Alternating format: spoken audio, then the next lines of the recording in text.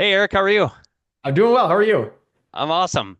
I'm awesome. Thanks for joining us. Really appreciate Well, it. thanks for having me. I really appreciate it. Yeah, you bet. Yeah, I'm not sure how much you were able to kind of listen in there, but I let everybody know just a little bit about your background. But obviously, I've got some questions, and you're going to be able to add a lot of value to everybody on the call and everybody post call. But maybe just give everyone a 50,000 foot view about you and your background just to kick it off. Yeah, thanks. And so thanks for having me. It's great to be here.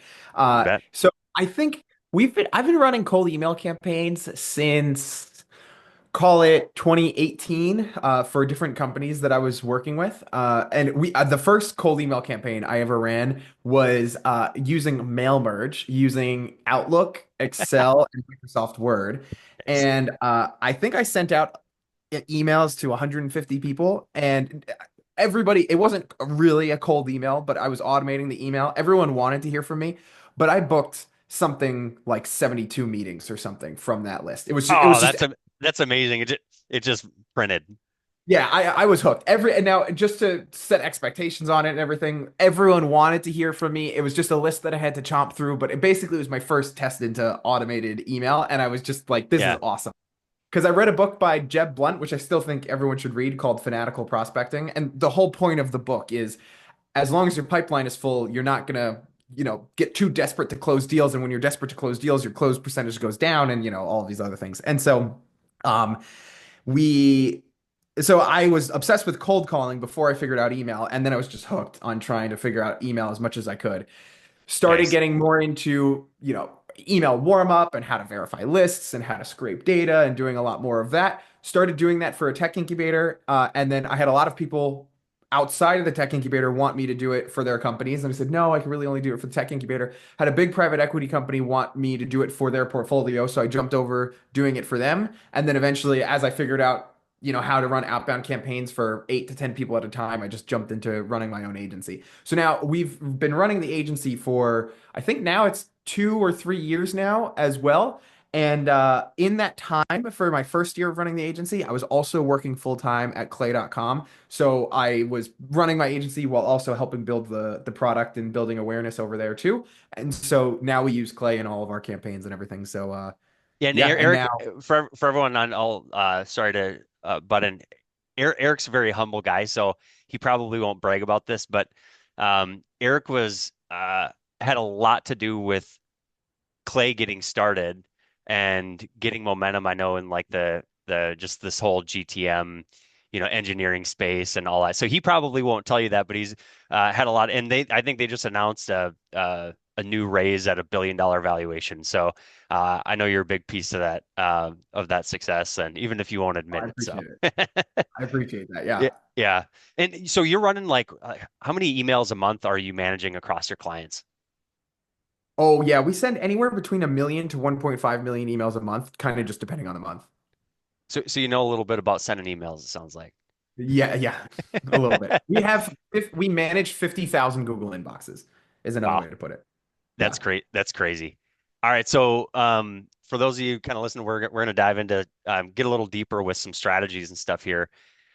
Just to get it started though, Eric, what's one mistake that businesses are making in cold email that they don't realize from your perspective?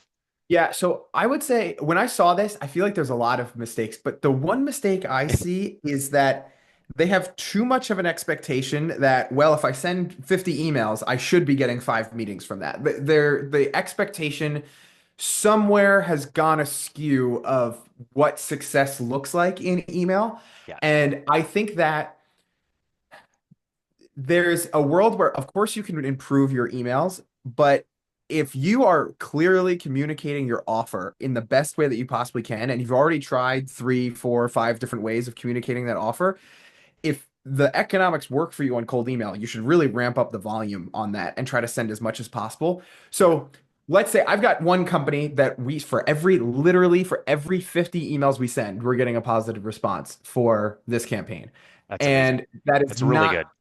yeah, that's insane. And that is not what a realistic campaign looks like. Across all of our customers, the average is for every 300 people we reach out to, we get a positive response. But I have people that for every 1,000 people we reach out to, we're getting a positive response. We have one for every 600. We have one person, one for every 2,000, but they've got a really, really large TAM. And every lead is worth gold to them because their contract values are $200,000. Yeah. And so you got to have to like think about the math a little bit. But I think to bring this down into the one mistake, I see too many people trying to fiddle with how can I go from getting one positive response for every 500 people I reach out to and trying to drop that to one out of 100 when it's Yeah. like, you know what? That might not be that possible. What you should really be focused on more is increasing the volume Yeah. because there's a clear line in sight of increasing the volume and increasing the amount of leads that you're going to be booking. But then, like, are you going to be able to beat your baseline? What does that look like? And I'm not saying don't test things, but after you try 6 or 7 different things, we find that either you have to increase your volume or you have to drastically change your offer. Yep. Yeah. Same. I try to tell like a lot of our upticks customers, for instance, like uh, they might be new to cold email or sort of a novice user and things like that. A lot of people coming in the cold email space are like that. And they often like I see too many times people, they come in, they set up a few inboxes, they try one sequence, they write one angle, they launch it, they don't get the results, and then they churn. And it's like the odds of and then also low volume, right? So the odds of actually getting that desired result that you want is very, very low. So I'm totally with you on that sentiment for sure. Like Yeah, that's yeah. I tell people we don't test in batches less than 1,000 because sometimes people will be like, "Yeah, cold email didn't work." It's like, "Okay, how many did you send?" And they're like, 200. I was like, "Oh yeah, no, yeah, you got to go way more than that." yeah. I see this a lot in like popular one, like the recruiting space, right? It's that's it. Recruiting is a tough offer. So like you gotta like you either have to send crazy amount of volume or you have to get really good with list building with higher intent. So, reaching out to people who have a job post or maybe an expired job post and, get craftier with who you're targeting and get more relevant lead data instead of scattering. So I see that a lot in that niche. But Yep, for sure. so you're known for leveraging AI in cold email, obviously with Clay and all this kind of stuff, and probably some other tools. How are you using AI to create truly personalized or relevant emails at scale? Yeah. And so what I like to tell everybody about this is the first question people ask us is how are other companies using AI and what can we do? And I always say that's the wrong way to be thinking about it. The way that we do it is I think about, okay, if you personally were to research a company for 10 minutes, what are you looking for and how does that change the messaging? And then when we go through that thought experiment, we think backwards of, okay, you checked the website and you wanted to check some of their case studies, so you can mention the case study in the email. Okay, we can use AI to evaluate their website, see if they have any case studies, and then name drop that case study in the email as well. Now we're gonna go and we're gonna use that for our outbound campaigns. And so I would say that's the biggest thing that we're doing with AI is just taking the same thing that you would normally do and then pushing that out. I really think that the AI messaging that you use for your campaign should be so particular um, for just your use case that nobody else should be able to take advantage of the AI workflow that you've built. Yeah. Yeah, I agree. I mean, the closer I can get it to human. When I started out with my first company, you weren't on yesterday's call, but I told everybody, so it was a franchise business. I was in corporate finance before and I had no experience, but when I started that, I had no connections in the restaurant space and we were selling inventory controls. And so, first of all, outside of door knocking, I started with door knocking and landed my first client that ever door knocked. It was total luck. But to get deeper and to start scaling, I started writing personalized cold emails. I didn't even know how to write cold emails at the time, no clue whatsoever. But the first thing I did, I went to the Minnesota Restaurant Association, looked up allied vendors, and I was just looking Mhm. to network at the time with people so that they could help me get in front of other people. So it was more of a partnership style cold email campaign, but then I just wrote them all personal emails, and obviously it was a partner networking campaign, so it was really really high reply rates. But Oh yeah. I Mhm. wasn't even tracking it at that point in time. But very very personalized one to one, and so if you can take that thought and try to apply that to AI, uh, that's That's how I've, approached it as well, with Totally. any sort of AI Totally agree. copy. So I love that. Yep. So on the topic of like Clay, and list building, because I talked about list building, copywriting, and then infrastructure on today's call. What like do you have any just like innovative approaches or strategies for enriching content data or contact data? Because obviously copy is one thing, but the list is really the strategy, right? Yeah. And you're saying enriching contact data to get valid email addresses, right? Valid emails, valid creative angles, valid personalizations, really just anything that can like help people get to more of a relevant outreach, whether it's targeting or whether it's copy. Yeah, and so I think yes, you're right. The list is the copy. And so I think there will be some things that are self-evident to people when they're building their own campaigns, right? So it might be self-evident to you that, oh, maybe I should build a list of we just helped somebody build a list of companies that have sales teams, but they have no sales manager. And the CEO and the company was founded in the last 4 years, and it's not growing a whole lot, so that we could talk to them about sales management consulting. Yeah, And so then that message now becomes, hey, I saw you have some sales folks on your team, like person in person, but are you managing them directly? I couldn't find a VP of sales on LinkedIn. Digging deeper into your company, LinkedIn Insights also told me that it's been a little bit flat. Are you guys seeing that sales is your bottleneck? We can help in all these ways. These were our case studies, blah, blah, blah, blah. Right? that's Like, amazing. whoa, crazy difference in the messaging. And that's just list filtering. Like, none of that is really AI because all it is just the list is then translating into the messaging. Yeah, And we've actually launched a way that we can do free tests for people before they engage with us. And that was just a free test thing. Like that was so easy for us to do in Clay that was just a free test campaign. That person didn't even pay us yet. And they got a lead the first day that we started the outreach. And so that's that world that I think it becomes very self-evident to you of who your best customer is. And Clay really helps you break down all these things. I have a YouTube channel. We're never going to sell a Clay course. So I have a YouTube channel with like free content of how to use Clay and all of those things if anyone wants to check it out.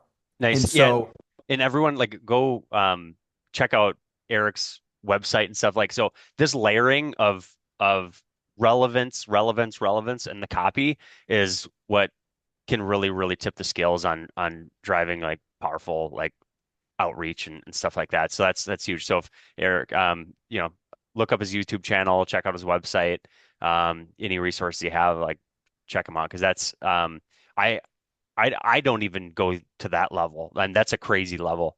well, So and that's even the caveat I would even say is most of the time we don't even go into that crazy level as well too, because then the other side of this coin is you also need to think about, well, so we have to do that for sales consulting because I just find sales consulting is kind of tough because anytime you're working with a very saturated niche, that's it's really tough to stand out in the crowd. So you really want to make your list really sing for that. But yeah, when you've got a company that's got a great offer, the other thing that we'll do is we will start adding, and let's say there's a company with a great offer. There's no way that we can really use relevance in our messaging, right? So we've got one company that they're a Y Combinator company and they help e-commerce stores automate their sales tax collection. There's not a really great way to be able to tell who they're using to automate their sales tax collection today. yeah, There's not a lot of things that we can do there. So then on the flip side, we still do the same thing where, okay, we don't really have a great way for the list to be that great. Obviously, targeting companies that were recently founded, they're not going to have their tax set up and things like that. But then you're only going to get a short list.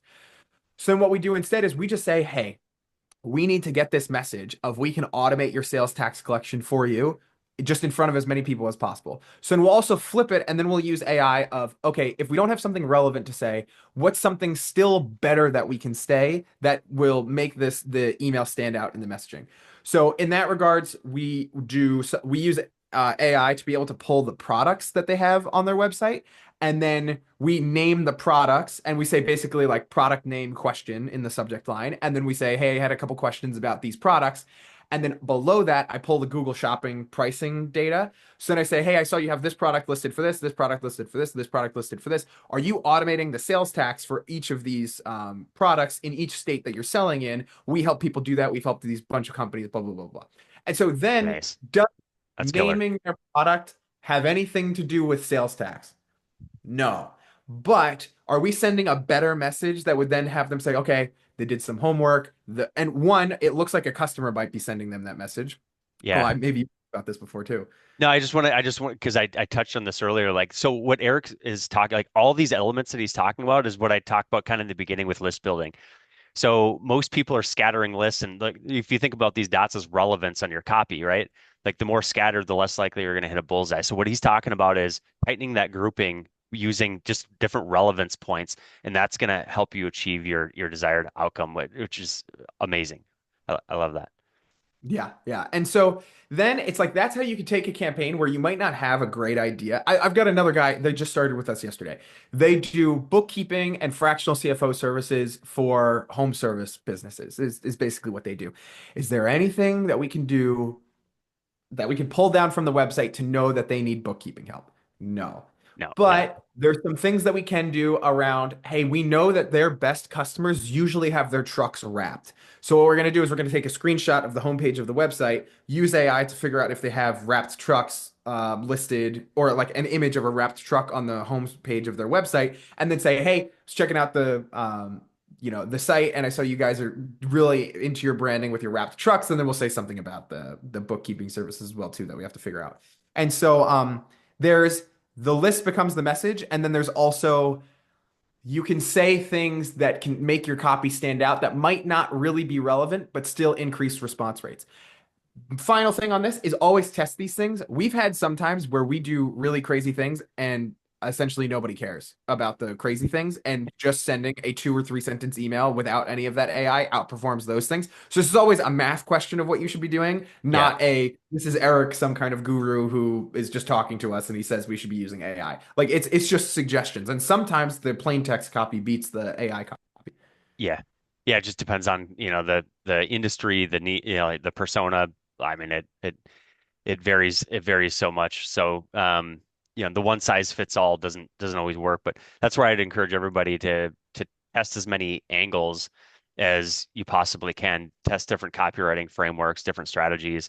And then the tool I shared with you guys with the new lead engine product will help you do that automatically. So you could use some of these strategies that Eric's talking about in addition to that, and it'll help you do it at scale. So that's super cool. That's awesome. So I've been kind of talking about lately fighting AI with AI. So this day and age, Microsoft, Google, it's obviously getting harder to land in the inbox and things like that. They have AI algorithms that, either put you into spam or, don't put you into spam. How do you think AI and copywriting impacts deliverability or relevance or results? Hmm. I always caveat these things with, I feel like deliverability is this black box thing that if anybody ever tells you for sure they know that this is the case and you have to be doing it this way, I think they're generally wrong. The framework I always think through is what can you do to just not get marked as spam? Yeah. And that's everything that you should be thinking about. Because we use all of these crazy platforms like well, and not even crazy platforms, using platforms like Upticks to be able to set up a crazy amount of inboxes so we can get around all of these things. But if you had an email campaign that never got marked as spam, you could send from freaking Constant Contact. That's not going to matter. Yep. You're going to be fine. It's just the fact that you're getting marked as spam is the issue.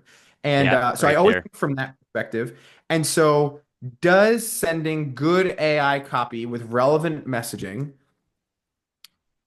lower our spam complaint rate? Probably, right? Because if somebody receives a message and they see something that's completely spammed out and there's no relevance to them, I think they have a higher degree of marking that as spam versus we're working with a survey company that sets up surveys and then the AI takes the feedback and gives it to the team and nobody has to be on the other side of the interview. They're doing all the process there. And what was I going to say?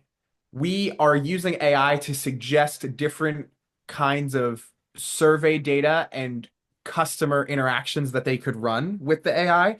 And every time we read the messaging, we're like, whoa, it nailed it. Like, that's so good. That's exactly what we would say That's to cool. that company. So if you have that experience, then it's like, okay, do we think this is lowering our spam complaint rate? Great. Okay, that's true. And so I would say broader than that, yeah, maybe Google and Microsoft are running some kind of AI algorithm on the back end that we think is super sophisticated, and it's this. big conspiracy against cold email. Maybe that's true, but I think what's much more likely happening is you're getting things marked as spam. Then they're seeing, okay, when this copy is being sent, it's usually being marked as spam, and then they're dinging you on your deliverability there. Yep. So Yep. so it's like yes, but it's also like just try not to get marked as spam is the big thing. But that's hard too. Like a story I tell people all the time is one time I sent an email on a Sunday, the day of the Rose Bowl, to like 80 people. I pulled the weather report from that day for the PS line so I can make a comment about that. And the messaging was something like subject line was like, "Are you checking out the Rose Bowl? Hey, I'm another founder too." And I was just doing some research on companies that I wanted to get connected with over the weekend, and I found you. This is our services.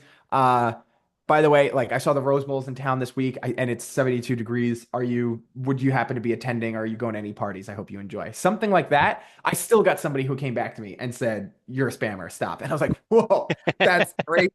I only sent it out on one day, and it was during the Rose Bowl, and it was like and it was a Sunday, and so it was like every cold email campaign you have, there are going to be people who just mark everything as spam, and Yep. so that's why infrastructures like this are necessary, no matter how good your messaging is.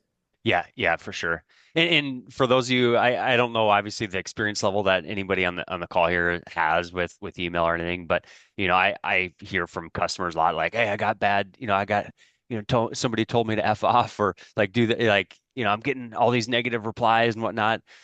That's a nature of the beast, but if it is an indicator, so the less of those that you can get, the better. And does have a big, I think, I just look at my own inbox, and when I read an email, I very rarely mark somebody as spam. But if it's just like turn and burn, it's totally irrelevant to me. Like they didn't do good list building.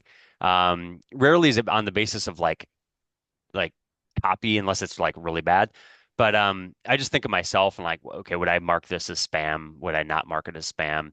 But the more like the deeper you can get, the better. But you're always going to have, the ones in the crowd. They just don't like to get cold emails. So everyone Yeah. keep that in mind. So you have is it like a 7 step like process or am I right on that? Like the way you go through and like kind of break down like product mark message fit and things of that nature. Like do you, any Oh yeah, it's odd to say how many steps are in it because I say that there's four batches, but then in those four batches there might be like 3 to 7 different ideas in there as well too, and so I can walk through that process as well. Um, yeah, a couple nuggets and from so that would be that I think it'd be great to share. Yeah, and so these are the campaign steps. As long as you have the ability to use AI and leverage, so you don't have to use Clay, but of course Clay makes it the easiest. These are kind of the campaigns that we tell our customers, "Hey, we're going to launch these campaigns for you first, and let's try these things." And so the first batch of campaigns, we run a lookalikes campaign. Yep. Then we have what we call the standard email template, which I need to come up with something better because that means nothing to anybody. And then we have our creative ideas campaign. And so all what we're essentially doing is I see a lot of agency owners complain publicly about their customers saying, "Oh, well, we're working with these customers who have no clue who their ICP is." It's like, I don't think that's true. I think most people have an okay idea of their ICP. There's maybe some tweaks to be made, but your service, you generally know, okay, I reach out to CEOs of HVAC businesses. And it's like, okay, that's it. That's the way it goes, right? And so we basically take the list at our customer's face value and we say, okay, that's going to be the list for now. Let's test messaging because the only really big lever that you can have on cold email is the way that you communicate your product and then the offer that you have as well Yep. too. Totally. And so the first thing we do is, okay, we're going to test messaging. We don't know what people resonate with. Let's run a lookalikes campaign where we take one of your best case studies and we literally just use Ocean.io or Panda Match to find other companies that look like your past companies. And we literally just say, hey, they were stoked because we got them this outcome. We want to do it for you too. Now, there's no guessing on, well, there's still probably some guessing, but there's no guessing, hopefully, on the messaging here because that's literally what your case study said. And now you're just going to look like companies. So that's like one of the first campaigns that we just run to just test some messaging. Nice. Then, so there's no AI or little AI. Maybe the first line has AI in that campaign. The second campaign that we run, we will use maybe AI for the first line, but then this is where we test the value proposition to just their ICP generally, and there's no lookalikes here. And so then we break it down and we say, okay, what's the thing that you would manually research about them? We say that number one. And then what's your value proposition slash case study? So, hey, I saw you guys have enterprise pricing on your sales page and I wanted to connect. The reason I am asking about this is because when you are working with enterprise customers, do you have a hard time filling out the security questionnaire? Specifically when you're and then that third line, we use AI to help them imagine what it would be like to work with your product or service. So Nice. we Yeah. can help specifically when you help people lower their financial expenses, we can help fill out the security questionnaire so you don't have to worry about that. And that AI right there is being filled in for what that company does and their product. And then the CTA is just our normal kind of CTA. So Yep. we're testing their value proposition in the way that we want to test in a hypothesis. So we're not letting AI do it, and we're just testing something broader. And then we're still putting one AI line to help them imagine what it would look like to work with them. And then the third campaign, we call the creative ideas campaign, where that we literally just say, hey, so you had some enterprise pricing on your website. I had some ideas of how we could help you. We then train AI on what their company does, and we have it spit out 3 bullet points of how we would be able to help that company. We also manually write like 6 of them so that it's got some training data on that as well. Yep. And there, we're not testing any value propositions there. We're letting AI just come up with the ideas that are relevant to that company. And then we say, if you want to chat about any of these ideas or any ideas that this email brought up for you, let's talk. And so in our first batch, we have this spectrum of hard-coded messaging that we know is valuable because their past customers talked about it, all the way through on the spectrum to we don't even know what we're going to be sending these people, but AI is going to figure it out and maybe it's going to say something really good. And to just tell everybody that creative ideas campaign is the best campaign that we run for all of our customers. Like if that campaign doesn't work for people, I get a little worried because it's like, ooh, this is going to be a little bit tough. Yeah. And so Yeah. I don't have time to go through the rest of the batches, but then after that, then we question, okay, maybe the messaging isn't the problem, maybe the list is the problem. And so then we try triggers, new hires, company founded recently, just any trigger that we can think of that's relevant for them. And then in batch three, we then take it a step back and we say, okay, maybe we have to rejig this offer. Usually it's like I can reach out to people and I can say, we use cold email campaigns to get more leads for your customers. That'll get whatever response rate that's going to get.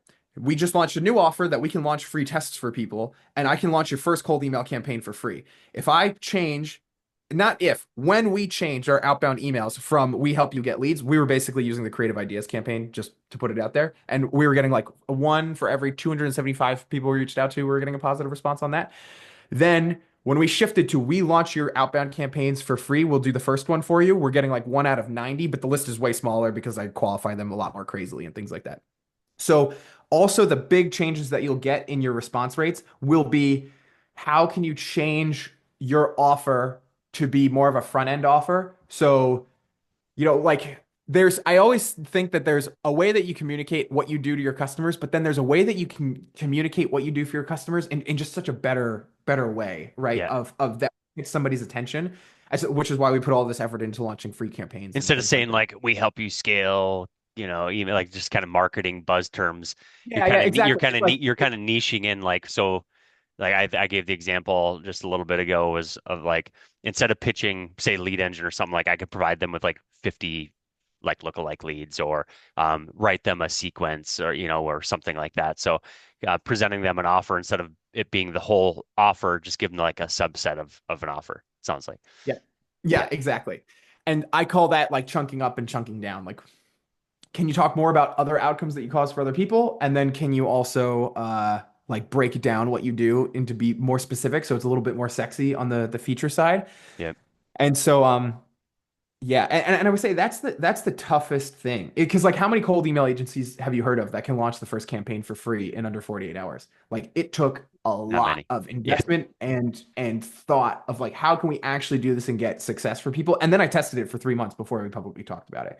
And so I think if marketing is your issue, I would say that's the hard part when cold email campaigns aren't converting. That's the hard part that we try to help our customers with, but it's really the ownership is on you.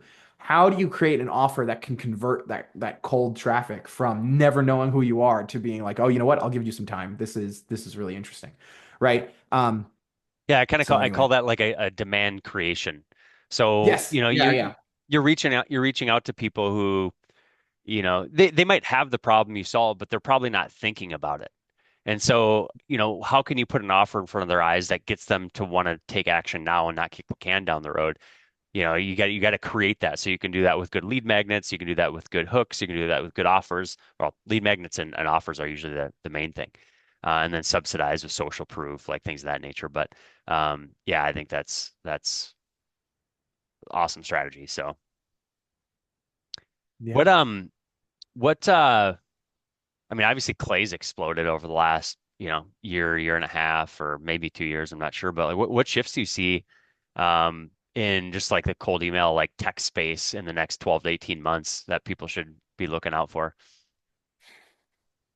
So I think, and I did a whole video on this. I'm just gonna, can I drop my Yeah. I was gonna say my YouTube videos. Is it in the chat? It says hosts and panelists, so maybe not. But Yeah, you can if you send it over to me, I can throw it. You might sure, be yeah, able yeah, to, yeah. yeah, If you perfect. just search Eric Nowoslawski, it's gonna come up on YouTube because I did a future of cold email video, and I think if people want to learn about that, that'll be great for them to watch. I think the main thing, oh, and then we've got a little bit of Q&A, I think, as well, too. The main thing I would say that I'm thinking about personally is how is Google and Microsoft going to crack down more and more on cold email? And I'm starting to think about one, I think a sequencer is going to have to be built that opens up the Google inbox UI and literally sends the email as if it's a human person clicking on the UI, typing things in, and then clicking it. I do see a world that might have to come to fruition. The other thing is, I think more and more you're gonna have to be using AI in your messaging to just get through. I don't even like maybe Google is reviewing all of your emails with their AI algorithms and things like that, but I don't really think that's happening until you get spam complaints. Because Yep. think about just how expensive that would be, like with the trillions of emails that are going through all the Yeah, there's time. a lot. Yep. Um, and so I would say that changing your messaging just so that they can't fingerprint the messaging with AI at baseline is just going to become really important. Um, but then it's like even after I say all these things, I think the most important thing is coming up with an offer that can convert cold traffic is far more important because then you're not going to get as many spam blocks. You're not going to have to deal with inboxes as much, and you're not going to have to do all of those things. Um, And I really hope that AI is going to bring some better filtering into the B2B databases, just because it's like Yeah. if you were to, even if you were to use the filters in Apollo, CEOs, banking industry, you think that that's like pretty straightforward. But then the problem is that there's so many people who self-report themselves to be in the banking industry that then Apollo scrapes, that then it gets all screwed up and everything. And so it's like, I think AI is going to help bring some better filtering as well. Yeah, and that's kind of piggybacking on what I shared earlier is we're using AI to just score the leads. So after, I mean, first of all, you get a list from Apollo. This list was actually from Apollo. We validate, you've got 92, 93% left, and then we validated with AI to do like that an ICP fit basically. And 77% were an A list, Yeah, I can totally agree with that. 10% B. And this one was even worse because the list building wasn't as good. There was no industry. And so, almost 15% were irrelevant leads that you shouldn't reach out to. So yeah, I think the more and more relevant at the lead list level is going to be it's just going to prevent a lot of issues for sure. What's one we'll kind of leave it at this. What's one if anybody on the call is listening, or whoever's listening still on the call here, if there's one change they made with their campaigns, what should they implement immediately? Oh, that's such a great question. Oh, that's good. That's good. What's one change they should implement immediately? That's so tough because there's so many like different offers out there. It's tough to say exactly what it would be. What's one change they should implement immediately? For a broad audience, I would say we've been having really good success with using Clay to find either a positive case study on the customer's website that we're reaching out to or a positive review. And then that's like a PS line that you could ship to anybody, and it just looks great. It's without a AI agent, it's not possible to pull this. Like no database has this data, so it's like it works really well. Yep. So I think any offer can benefit from a PS line of PS. I saw the great thing that Cheryl said on your Google reviews, or PS, I saw the case study you did with Intercom, or PS, I saw the blah blah blah. Even if we never connect, kudos on your work with that case study or with that review, whatever it is. That we're just seeing, like the way I know that an AI line is making a difference in our copy is when people give us kudos about that AI line They and they mention it. Yeah. say, "Oh, yeah," and they like mention it because for private equity companies, when they want to buy businesses, we're like our PS line for that is we're saying, "PS, I saw this steakhouse was in your area. If we ever do a deal together, I'd love to take you out to that restaurant." The amount of times that people have responded about the PS line and then didn't even say yes, they wanted to sell their business or no that they didn't want to sell their business is like insane. People respond to that all the time. Yeah. On the flip side, one AI that I thought would work was a company analogy AI. So it was like, hey, Patrick, the same way that you guys have a software that sends out emails for people, we actually take care of sending the emails for people as a service. And I thought we should get connected. I thought that would crush. I have never had a person say, oh, yeah, that really makes sense. Thanks for sending that analogy. It's like, it's just never happened. Yeah. And so we like kind of put that one into the AI graveyard. But I would say that case study one slash positive review one works really, really, really well. So yeah. Nice. Well, I know I'm not sure if you got a hard stop. We'll hop over to some Q&A here. Yeah. I'll just kind of start it because there were some before you joined. I'll tackle those ones last. But just while we have you, one came in, what if there's no case study or review? What would work Yeah. well So in the then we PS just have a line? conditional, we just have a conditional line that we just don't like. It's still worth emailing those people. But just because you can't find a positive review doesn't mean you can't like reach out to them, right? I would say though, like if you're trying to talk to people who have budget, I can't think of anybody who would have budget and they don't have positive reviews and case studies. It's more about like, can the AI agent actually find the stuff? So Yep. if they don't have it, then just leave it out. I completely understand that. But at the same time, it's like if they don't have it, that's a little bit of a warning sign as Yep. well too for reaching out to them. Here's kind of a generic one. I'll try to answer that one too. Here's like a generic one. You can throw in some social proof or a guarantee. So True. if you can reduce friction, if you can't find anything, you could just throw in some, results, testimonials, Totally. and throw in a guarantee. Otherwise, you could, if the AI agent does have something that you can use, you could feed that and just throw that into like, you can, merge data into, like an AI agent. This is part of what Lead Engine will do as well. You can pass in like case studies and things like that into your framework. But if you don't have that, then just go something, either generic or just make your offer stronger. Throw in social proof, throw in a guarantee, whatever you can to reduce friction. Yep. So that, they feel like they're, one, there's proof, and then two, maybe they're getting something out of it. Could be super helpful. Let's see here. Can you share the names of firms who offer AI tools that can scan a specific company website and answer questions about the content on their website with minimal human involvement? Feel like so Clay can definitely do it, but if you don't want to use Clay, I feel like firecrawl.dev Yeah, can do this too. yeah. Um, That's what we're using yeah. inside of Lead Engine actually, and Oh, great. we have our own scraper for Upticks, but Upticks can do this, Clay can do this, Lead Engine can do this for you automatically. But I know Clay that's a big use case for Clay as well. Yeah, So yeah, for sure. And then Zenrose, we also use Zenrose for this. Is Zenrose gets super slow though. It's like pretty crazy. Um, but we can get the content from there and then just put it into our own large language model, so that's fine. yep, nice. What campaign ideas do you have for cold email campaigns to try and get clients for a small English academy using AI? I Try to wonder if so is it like there's people in countries that are not the United States and you're trying to get them to learn English here? it sounds like that for get clients for a Yeah, it's small. like one, I'm not like another thing is we qualify our customers. We really want our customers to have an LTV of about $5,000. Yeah. So I'm not sure if you have the LTV to really support an outbound campaign because Yeah, like I think for this you'd have to just go super high volume, and I would just target anybody on LinkedIn who like basically doesn't live in the United States and they don't have a director, manager, head, vice president, president type role, and I would just hammer people to see if you could get somebody for that, and then like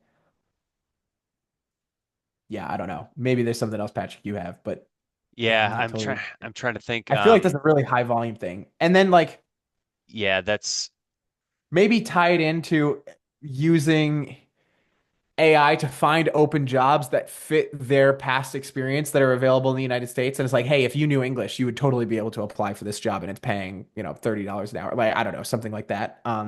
yep. I don't know. For this, it's like there's also some email campaigns that turn into billboard campaigns pretty quick.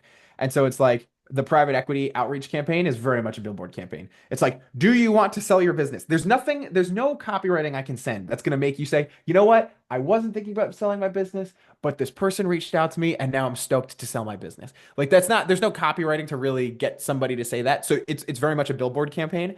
And so I find that with something like that, it reminds me of a billboard campaign where it's like you just have to just hit as many people who could potentially use this as possible. But I really would think maybe ads is probably better. Like I would rather you invest time to look at your competitors to see how you can find that they're acquiring customers and copy their funnel versus like I mean if they're using cold email then great, but I don't know.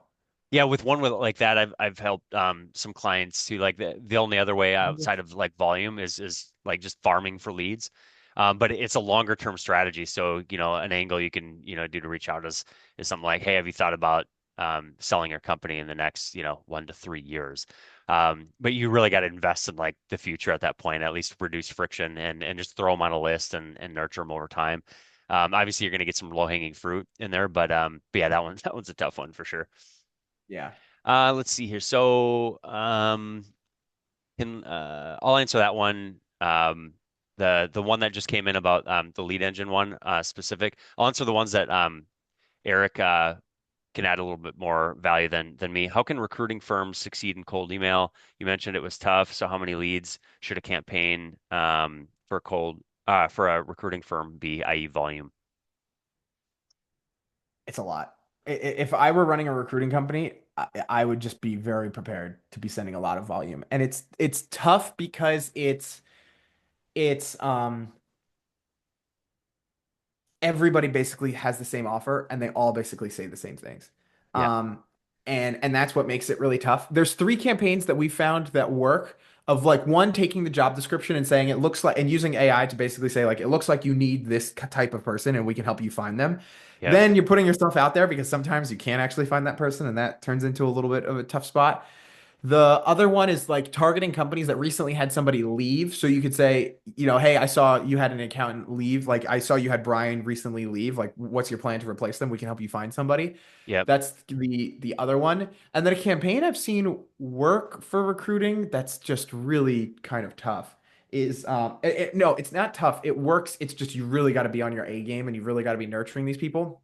Is it's almost like a reverse sale where I learned from this guy Ravi Abuvala that he found it was really tough to find people who wanted to buy a house. It was very tough, difficult to market to those people, but to market to people that wanted to sell a house was way easier. But now, if they wanted to sell a house, then they'd also most likely need to be buying a house as well too. So it kind of worked on that direction. And so we took that idea and we would email people with open job requirements, and we would say, "Hey, do you want to know like what's available for you personally? Are you open to other opportunities?" Because that gets a way higher response rate to check if somebody's open to opportunities than it is to like fill a role. And then we would put them into the recruiter's talent pipeline of people that they could possibly be placing at other companies. And then after they built the relationship, they would also say, "Oh, you guys have some open roles in your current job. Like, would you want to do that?" The one recruiting firm that did that, like we only advised on cold email strategy because it was like such a crazy it worked for them, but it was just so crazy. I like couldn't even charge them as a regular customer because they were doing so much of their own work. Yep. So I would say that the only other thing that we've seen work really well in recruiting is having a very, very niche offer and saying, I saw you're hiring for delivery drivers. We specialize in delivery drivers. Boom. Like that works really well. And then like the other time is we worked with a company that placed minority engineers and they trained them. And then they would like just basically reach out to departments and say, hey, we have, people from multiple, backgrounds, and they're ready as engineers. Then they were like certified by TD Bank was basically the offer. Yep. That worked really well, but it's like with recruiting, I feel like you got to really niche down. Yeah, it's tough for sure. I kind of outlined a bit of a process that you can use, Andre, here that I think 'cause you can go broad with volume for sure and just crank it, and that's good for like awareness and stuff like that. If you did want to get a little bit more niche, here's we have a lot of recruiters in the platform, and one of our biggest customers has a community with like 15,000 recruiters. So here's a good process.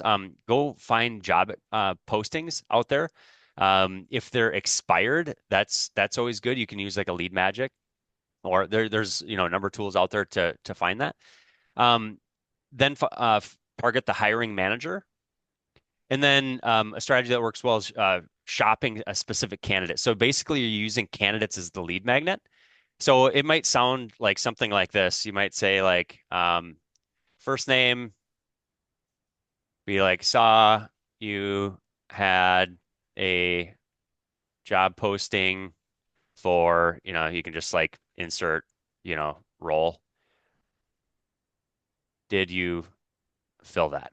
I'm like I would rewrite this, but and then you can go into like either your solution, um and then you would say like after your solution, you could say something like, I've got three candidates with X experience who I think would be perfect. Mind if I share their CV or something of that nature. So you're getting your list down to a little bit more relevant. Maybe they hired, maybe they didn't, but at least you're getting more relevant there. And then use a candidate as basically the bait or lead magnet. So that's an idea for you. And that's called like an MPC campaign, a most placeable candidate campaign that can work well. Let's see here. Any thoughts, insights might have about how I connect with owners' businesses to help them turn overheads into profits without changing vendors? Uh, that I'm not sure. Let me Yeah. see if I can find one that. Would you consider calling leads who do not respond to an outbound campaign when the prospects have a high LTV? I would say yes. Yeah. Well, and Patrick, we actually ran an experiment, and I wonder if you have an opinion on this. This experiment is like 2 years old, but I wonder if you have an opinion on this, and I wonder if I've never talked with Joey Gilkey live, but I follow his content, and I wonder if he has a thought on this too. Yeah. Customers ask us all the time, like, should they email them on day one, cold call them day two, LinkedIn message them on day three, wait a day, and then email them and cold call them and all these things. I find that to be like a really heavy workflow to try to work through. And we ran an experiment like 2 years ago. And I wonder if you would find the same stuff where we basically tried to sync everything the way I was talking about. Day one, email, day two, cold call, day three, LinkedIn message, rest, and like sync everything in Yep. versus we literally just emailed everybody. And then after we were done emailing everybody, we cold called everybody. And then after we Yep. were cold calling everybody, we LinkedIn messaged everybody. And weaving everything together worked better, but only marginally. And I learned from that lesson that it wasn't worth it to try to perfectly weave people in because I personally think that there's people who respond to cold email, there's people who respond to cold calls, and there's people who respond to LinkedIn messages, and then there's people who respond to direct mail if you want to go that route as well too. Yep. And it's more important to just be on all of the channels to be able to grab all of them and not so much that it's like you're perfectly weaving them into these like a Goji style sequences. Yeah, So I'm a yeah, huge fan of, I have a framework I share with people. I just call it a waterfall prospecting. So start with cold email, keep it, simple, let it run, then hit the phones, then do LinkedIn last because obviously you're volume restricted there. But certainly weaving and, bobbing and all that kind of stuff can certainly, benefit. I'm a big fan of just prospecting people as long as they don't tell you no. Um, Prospect people as long as you can is going to probably get you the most results without annoying them. And so if certainly you can condense groupings of outreach together, but let them cool off, but just repeat the cycle. I call that lead looping. So just it's a fancy term for nurturing. But the more you can do that, I think the better for sure. So my agency, we started out as a cold calling agency.